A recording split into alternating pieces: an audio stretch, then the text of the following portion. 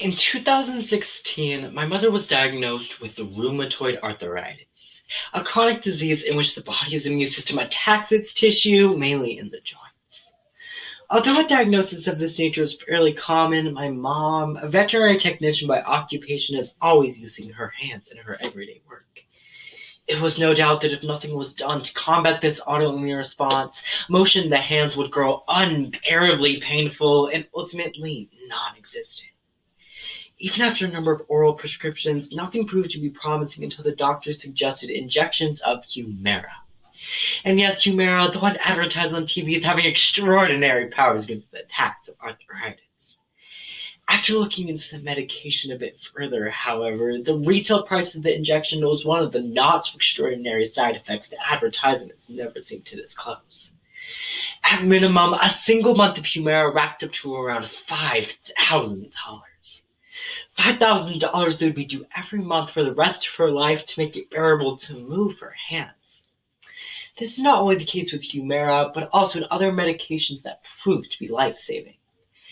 EpiPens, with the ability to combat anaphylaxis in the case of allergic reactions, stack up to a cost of around $700 per pen.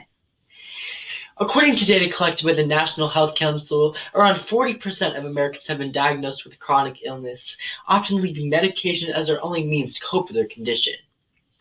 The issue facing society today is that Big Pharma charges astronomical prices for drugs that can be used to alter the life quality of their consumers just to benefit their own companies. By doing so, this only opens up the doors of accessibility to those who can afford the high prices. Let's begin by first cracking down on the issues caused by the ever-growing influence of the pharmaceutical industry. Then we will break into the impacts high drug prices have had on the accessibility of life-altering medications across the country. Finally, we will mend the broken pieces of this issue by outlining some solutions to offset the financial burdens of high drug prices nationwide. Let's start by cracking into the pharmacy world to examine some problems that have arisen over the past few years.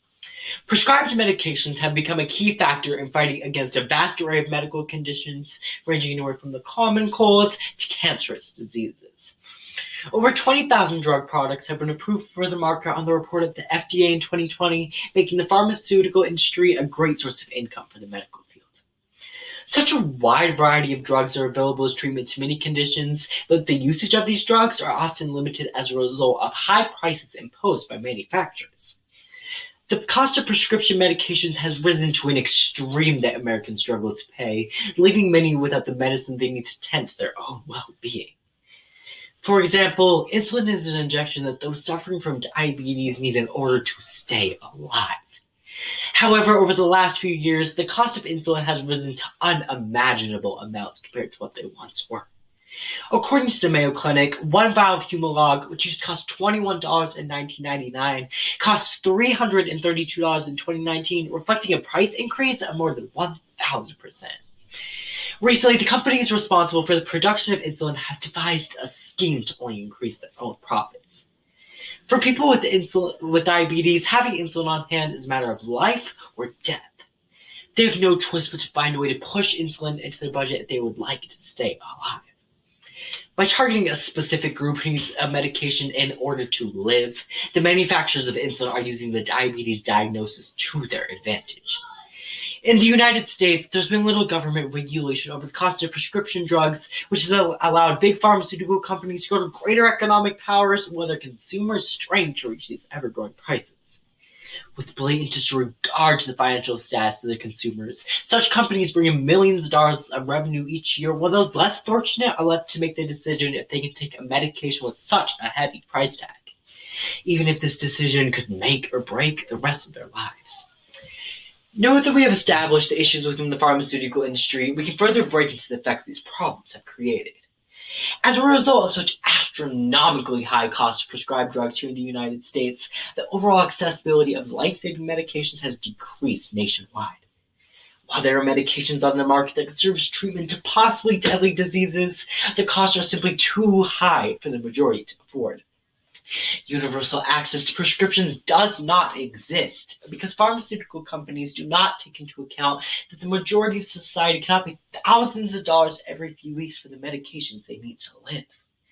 In contrast, foreign nations have a much more reasonable cost for medicine when in comparison to the United States.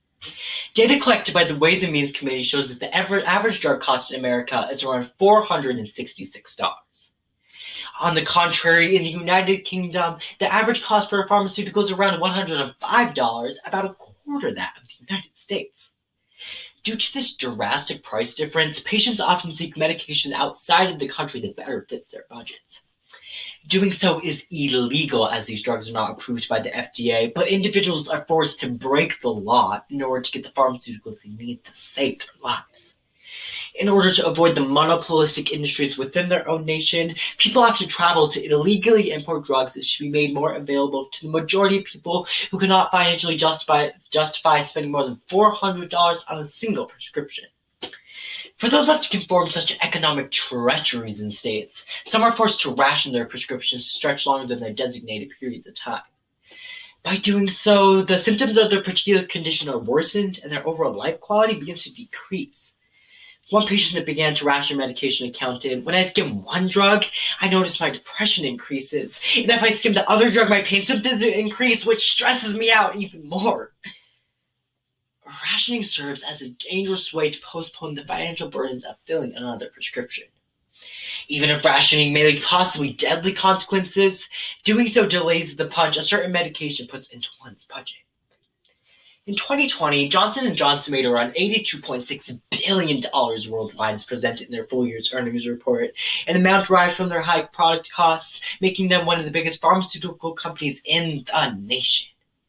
The overall well-being of society is being degraded by these companies as they have marginalized the accessibility of medications that individuals need. Diminished access to pharmaceuticals has greatly impacted the country, but what solutions can we present to make amends to this growing problem? In order to combat the growing influence of the pharmaceutical industry nationwide, the government must implement policies to make medications more accessible to all Americans. First of all, Congress needs to agree upon allowing the Department of Health and Human Services to negotiate payments for manufacturers. This right here is the difference that sets apart American drug prices with those of foreign nations, the ability of the government to negotiate. Enacting such a policy would mean Congress would have to come together to agree upon a change in our healthcare system to better the lives of the American people. Secondly, the American government should implement a system of importation of medications from other countries for those who cannot afford drugs manufactured within the nation. Instead of having to illegally smuggle medications bought within other nations, a system of importation should be made more available for those financially incapable of receiving the prescriptions they need. If our country cannot reach everyone's healthcare needs, why shouldn't we be able to legally purchase what we need from other countries? Finally, the United States should allow more generic medication brands into the market. With this, we would be able to offset the profits of large pharmaceutical companies by having biosimilar counterparts that are more affordable. In the end, having a generic market would reduce the demand for brand name drugs and lessen the influence of large manufacturers. Putting in place these three policies would help counteract the power of big pharma and make prescription medications more accessible to all Americans. In our time today, we have cracked down on problems created by the ever-growing influence of the pharmaceutical industry, broken down the limited accessibility that came as a result of high drug costs, and presented three main solutions that should be put in place working towards mending these issues. Now, it is at our hands to ponder the following. At the beginning of each medical professional's careers, medical professionals are sworn to the Hippocratic Oath, which entails, "And I will never ask them for gold, but demand that they stand by this covenant in return. I also swear that if I earn fame and wealth, I will share it with my masters and my students." Through immense profits and extraordinary economic development, Big Pharma has broken this oath with medical ethics. However, if the government takes the steps necessary to counter this breach of ethical practice, America too could be a nation in which my mother would not have to work out a way to spend $5,000 for the medication she needs to function pain-free in daily life. Thank you.